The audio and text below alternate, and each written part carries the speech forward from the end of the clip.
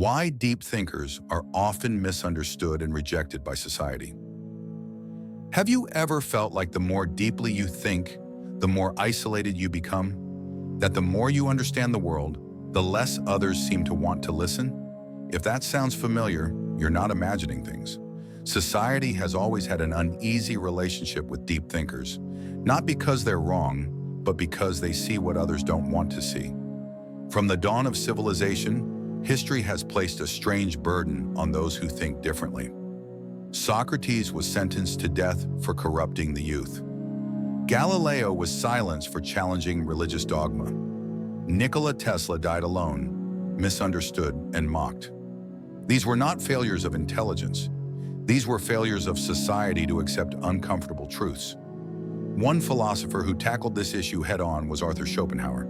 He argued that intelligence is not a blessing, but a curse, one that isolates, alienates, and ultimately causes more pain than joy. According to him, the more intelligent a person is, the more likely they are to suffer, not because the world is cruel by default, but because deep awareness strips away the comforting illusions that most people cling to. But why is it that society often fears, mocks, or avoids deep thinkers? To answer that, we need to explore the psychology of human interaction. Let's compare how we respond to different kinds of superiority.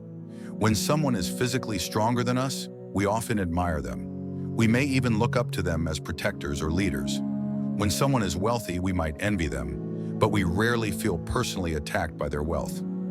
But when we meet someone more intelligent, someone who thinks deeply, questions norms, and sees through social games, our reaction is very different. This phenomenon is known as the mirror effect.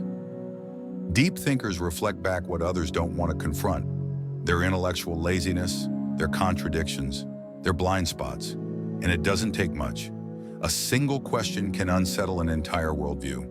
A quiet observation can reveal flaws in widely accepted beliefs. Even silence in the right context can speak volumes. This is why people tend to become defensive, dismissive, or even hostile around those who think deeply. Not because those thinkers are arrogant or confrontational, but because their very existence forces others to face truths they've spent a lifetime avoiding. Intelligence, unlike wealth or physical beauty, is personal. It's tied to how we define ourselves. When a deep thinker challenges a belief, they're not just offering a different perspective. They're shaking the foundations of someone's identity. And that makes people uncomfortable. This explains why intelligent people often feel out of place in everyday conversations. While others are content with gossip, trends, or small talk, the deep thinker seeks substance. They ask why when others are content with what. They question the system when others are learning to play the game. It's not that they're antisocial, it's that most social interactions don't feed their intellect. And when they try to bring depth into a shallow setting, they're often shut down. Even more ironic is this: studies show that confidence often matters more than intelligence in social dynamics. People gravitate toward those who appear sure of themselves, even when they're wrong, more than those who speak with nuance and caution. This is why charismatic, simplistic thinkers often gain more influence than complex, thoughtful ones. It's not the depth of the idea that wins, it's how confidently it's delivered. And history proves it. Think about the rise of populist leaders who simplify complex issues into slogans, or influencers who go viral for catchy, half-baked opinions. Meanwhile, true intellectuals struggle to capture attention because their insights require effort, reflection, and sometimes discomfort. This is the paradox of intelligence. The more you pursue truth, the more disconnected you become from a world that values certainty over accuracy, entertainment over insight. Modern neuroscience backs this up. When people are made to feel intellectually inferior, their amygdala, the brain's fear center, activates. The same part of the brain that lights up when we face physical danger reacts when we feel intellectually threatened. This suggests that intelligence, real or perceived, can trigger a primal fear response. Not because the thinker is dangerous, but because they represent a threat to the group's harmony. You see, for most of human history, survival depended on tribal cohesion. We didn't survive because we were the smartest, but because we stuck together. Being rejected by the group was a death sentence. So we evolved to value fitting in over standing out. A deep thinker, by their very nature, disrupts this harmony. They introduce new ideas, they challenge norms, they ask questions, and this makes them a social threat. It's not about being right, it's about being different, and different has always been dangerous. A fascinating 2021 study at Stanford University explored how people react to intelligence in different settings. It found that when interacting one-on-one with a deep thinker, people felt more curious than threatened.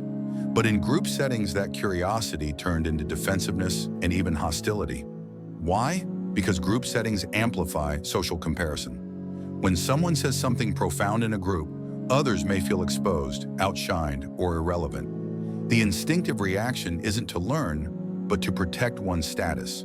This is why deep thinkers often find stimulating conversations in private, but feel out of place in large groups. There are also several cognitive biases that fuel this rejection of deep thought. The Dunning-Kruger effect.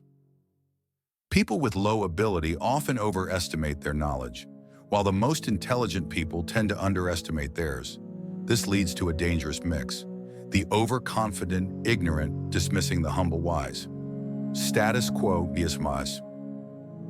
Most people prefer familiar beliefs over challenging truths.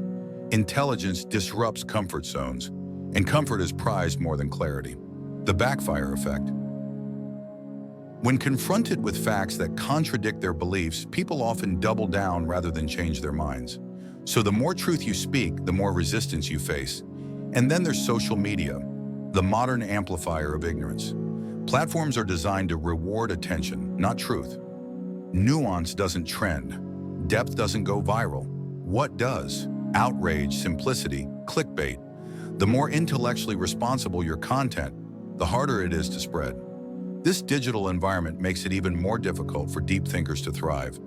Their insights require time, attention, and reflection. 3 things that the algorithm doesn't reward. So where does that leave the deep thinker? Misunderstood, marginalized, alone. But it doesn't have to be a tragedy. Arthur Schopenhauer, who many would call the philosopher of pessimism, offered a different way to look at it. To him, the isolation of deep thinkers wasn't a punishment, it was a consequence of clarity. The more you see, the less you can pretend. The more you understand, the less you can accept. He believed that the average person is driven by the will to live, a blind force that seeks pleasure, comfort, and distraction.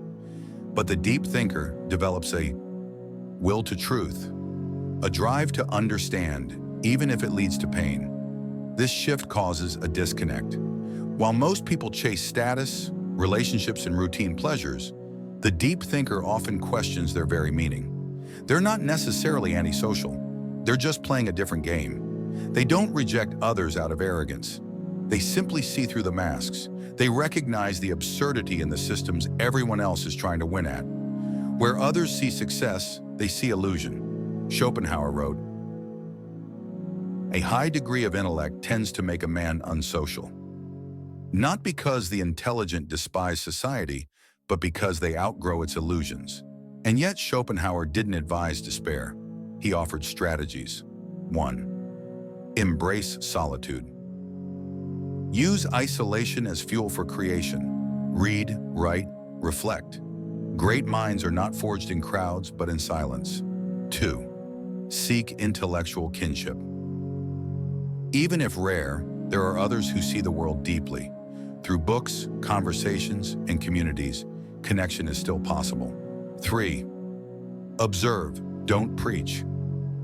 Instead of forcing insights on others, learn to observe human behavior with compassion. Share when invited, but don't expect everyone to understand. In the end, the deep thinker walks a path few can follow, not because they're better, but because they're more awake. And in a world that prizes comfort over clarity, that wakefulness comes at a cost. But here's the truth. What isolates you is also what makes you powerful. Your depth, your insight, your refusal to accept easy answers. These are not flaws. They are signs of rare awareness. Society may reject you, not because you're wrong, but because you are right too soon. So if you've ever felt alone in your thoughts, misunderstood in your questions, or distant in your depth, know this: you're not broken, you're awake. And though the world may not always reward that, it desperately needs it. Stay thoughtful, stay observant, and never trade truth for acceptance.